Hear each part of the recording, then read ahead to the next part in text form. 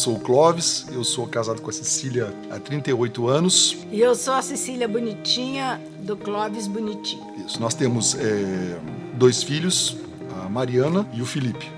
A Mariana é casada com o Jorge e o Felipe é casado com a Luciane. Isso, os dois são uma bênção, tanto o Jorge quanto a Luciane.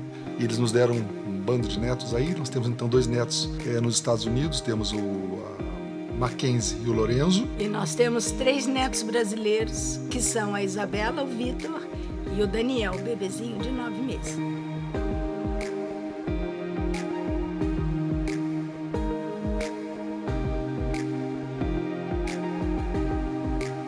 Então, nós nos conhecemos no Rio de Janeiro, muitos anos atrás. Foi 74, mais ou menos. A família dele foi transferida de São Paulo para o Rio de Janeiro para trabalhar na Petrobras. Eu já frequentava a igreja aos 18 anos, eu já tinha encontrado Jesus. E a família dele foi com o meu telefone para contato, porque o filho do pastor da igreja que eles frequentavam ia muito no Rio de Janeiro. E a gente era amigos, eu já era meio líder dos jovens na época. E a minha sogra já tinha o meu telefone na Bíblia dela. Aí ela apareceu lá em casa, ela e o irmão dela, o Davi, para convidar a gente para ir para a igreja, para o grupo de jovens. Acabou que eles queriam convidar minha irmã. E acabou que quem foi fui eu. Fui eu que foi com a Cecília e com o Davi para um culto de jovens. E foi, na realidade, foi um dos primeiros cultos que eu tive uma experiência com Jesus muito forte daquele culto de jovens. Foi uma bênção. Só que naquela época, então, eu fiquei muito amigo do irmão dela. Eu era amigo, e a Cecília era amigo da minha irmã, que veio para Curitiba em 77, fiz engenharia aqui em Curitiba, na UFPR. Então nós ficamos separados até 1982, que eu formei em 81, 82 voltei para o Rio de Janeiro. E minha mãe vinha de visita e falava assim, nossa, a Cecília tá linda, a Cecília não sei o que, mamãe é uma boa propaganda, minha mãe, né? E eu, tá bom, né? Aí cheguei meu primeiro emprego que eu consegui depois de formado foi exatamente no Rio de Janeiro. E aí eu olhei pra Cecília e achei até que ela tá realmente bonitinha, essa menina. Já achava super simpática, mas nunca tinha olhado ela com olhos assim de que ser minha namorada, né? Aí fui falar com ela, me deu aquela conversa de Cerca Lourenço, assim, você é amigo do meu irmão, não te vejo como, né? Eu disse, pronto, aí fiquei super chateado, né? Chorei. Aí, tudo bem, mas deixei eu passar o tempo, eu achava ela assim uma menina super legal, a Cecília gostava muito dela, mas eu também assim, falei, acabou, foi, né? Aí eu orava pela Cecília, eu lembro que eu orava para Deus abençoar, para que desse uma pessoa legal para ela, né? E fui viver a vida. E aí, quando foi uns 6 meses depois, nós fomos no acampamento de jovens, e na volta ela veio falar comigo, falou assim, como é que é? E sobre aquele assunto que nós nunca mais começamos. Porque quando ele começou a orar por mim, Deus começou a botar ele na minha cabeça. Mal sabia eu. E aí eu tive que chegar nele e dizer, e aquele assunto que a gente nunca mais conversou? Claro. Aí ele falou assim, bom, agora é a minha vez de pensar, né? Eu falei assim, mas agora é eu, porque eu não tava mais pensando nela assim como quiser. Assim, aí deu um mês, assim, mais ou menos, aí a gente continuou estando mais junto e aí nós começamos a namorar. Em 6 meses a gente casou e estamos aqui, 38 anos. Eu não fui criada com avós, meus avós eram libaneses, eles nunca vieram para o Brasil. E eu vejo o relacionamento que os meus filhos têm com os avós. Tiveram com os avós e têm. Que são muito especiais. E a gente sempre quis fazer isso. Eu quero ser uma bênção na vida dos meus netos. A Bíblia fala tanto de geração, que Deus vai abençoar a geração, até a 4ª geração, a história lá de Timóteo, da avó, da mãe. E nós queremos ser uma bênção para os nossos netos. Eu não quero ser só a vovozinha que estraga neto de jeito nenhum, porque a gente segue a mesma linha dos pais. Se tenta. O que não... mas o que não funciona para eles na casa deles, não funciona na nossa também. Por exemplo, o controle remoto. Os pais não gostam que as crianças fiquem com controle remoto, vendo televisão ou celular o tempo todo. Então, a gente procura fazer a mesma coisa na nossa casa, porque senão é incoerente. Por que na casa do meu pai não pode e na casa da minha avó pode, né? Então, é muito gostoso esse tipo de relacionamento. É importante. É muito bom ser avô e avó.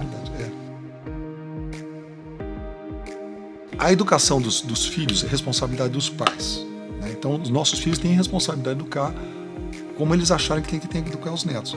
Eu acho que o máximo que a gente poderia fazer, se tivesse uma coisa assim, com muito jeito, escolhendo... A Bíblia diz que tem tempo para tudo, né?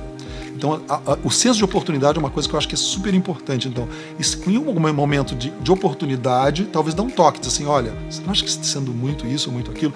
Mas é o que eu falei, eu acho que cada um tem é a sua vez de errar. Eu acho que eles têm direito de errar. Meu filho, ele não pode ter a maturidade que eu tenho hoje, graças a Deus, né? Ele também não tem, ele tem muito mais energia, hoje eu não tenho mais energia que eu tinha também, né? Então, eu acho que a interferência tem que ser mínima, se puder ser zero, melhor. O vovô e a vovó é o doce. Vem cá, chorou, levou uma bronca, vem cá no colo do vovô, da vovó. A gente não tira a autoridade de pai e mãe. A gente adoça. O respeito pela opinião dos pais é tem que ser fundamental. total. Super saudável manter o A respeito. linha deles, Os pais têm todo o direito de educar os filhos da forma como eles acham. E se eles têm que corrigir, a gente vai chorar lá no canto. Mas aí tem que respeitar o pai e mãe. É isso. Seu complemento doce. Hoje nós vivemos uma etapa de vida. A gente já fez várias adaptações. A gente adapta quando casa, adapta quando vem o filho, adapta quando o filho sai, adapta quando o marido aposenta. A gente está sempre adaptando, né? Só que agora, nessa fase que a gente está na adaptação com os netos, a gente realmente tem muito orgulho. Quando a gente vê que os filhos estão conduzindo os seus filhos da melhor maneira possível, dentro dos princípios de Deus, a gente fica feliz e orgulhoso. Então, assim, o sentimento, como ele falou, é de muita gratidão a Deus. Nossa, muita gratidão. Duas coisas minha mãe falava assim, com as crianças assim, quando chegar na minha idade, você vê que a gente não tem a mesma energia. Então, eu estou exatamente nessa fase. Eu não tenho mais a mesma energia que eu tinha para poder aguentar a criança por tanto tempo assim. Então, aí é uma mensagem para os filhos, né? Que os pais não têm a mesma energia. Infelizmente, a gente não é mais o mesmo que a gente era. A gente não está caquético, né? Como minha mulher. Mas a gente também já não tem mais o mesmo... Não tem a mesma pegada. Não tem para aguentar tanto tempo uma criança. Mas, outra coisa que meus pais falavam assim, nós estamos numa fase de colheita. Então, eu hoje vejo que é totalmente uma fase de colheita, porque... É o que a Cília falou, são fases mesmo. Você se formar na faculdade é uma vitória, você conseguir um primeiro emprego é uma vitória, casar é uma vitória, ter os filhos é uma vitória. São fases que você vai superando. Conseguir criar os filhos é uma vitória. Quando você forma os filhos, gente, é uma emoção. Depois ver os filhos casando, gente, é uma vitória ver os filhos casando. Depois você poder aposentar, na verdade, uma vitória, porque você a vida toda luta para poder manter a família, para sustentar a família. Eu chego a um ponto assim, caramba, terminei agora, se eu não trabalhar, pelo menos eu não tenho mais obrigação de trabalhar, eu tenho finalizei minha carreira profissional.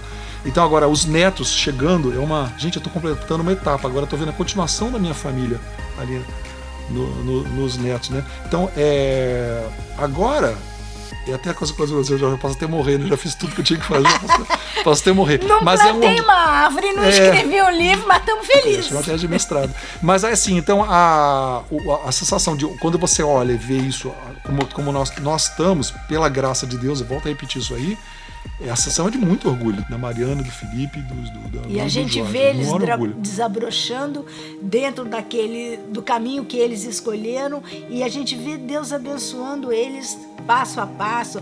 Então acho que o nosso papel agora, em fases de vida, acho que a nossa fase agora é a fase de ser bênção para os filhos e netos. O meu papel hoje em dia, eu enxergo, e da Cília também, né, é continuar abençoando os filhos, ajudando a cuidar dos netos, e abençoar o casamento deles também, tirando um pouco os netos quando precisam, e sendo bênção nesse sentido. Por isso que a gente também fica indo e vindo do Brasil, Estados Unidos, está à disposição para ser bênção. E na realidade a gente continua sendo bênção no reino de Deus, né? Eu acho, essa é outro ponto, né? A gente continuar sendo bênção nas mãos de Deus. Não importa a idade que você tem, você sempre pode ser bênção na mão de Deus.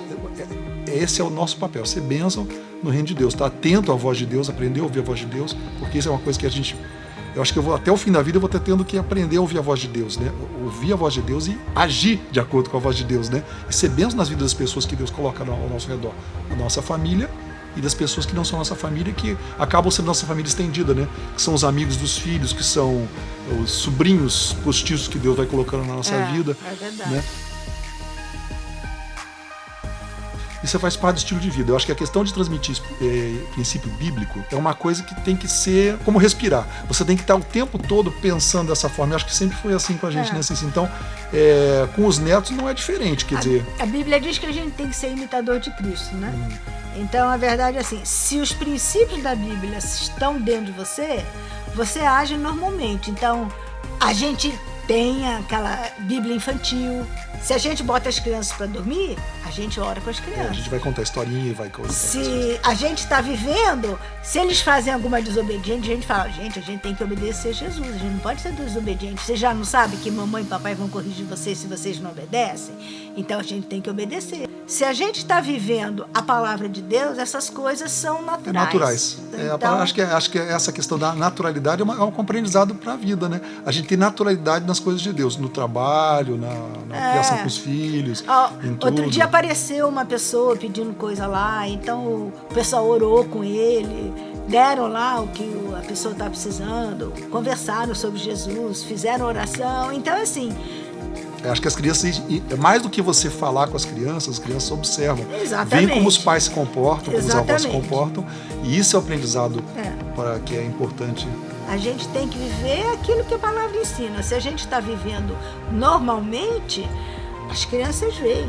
Os valores do reino de Deus têm que ser os valores do nosso. É uma luta, né? Não é que não somos perfeitos, não, de jeito nenhum. Uma perseguição, uma coisa que a gente persegue a vida toda, Objetivo. né? Objetivo de vida, de viver de acordo com os valores do reino de Deus, no casamento, na criação com os filhos, com os netos, os valores do reino de Deus. E a palavra de Deus, ela faz parte da nossa vida, totalmente da nossa vida, e esses valores são os valores da palavra de Deus, né? Em tudo.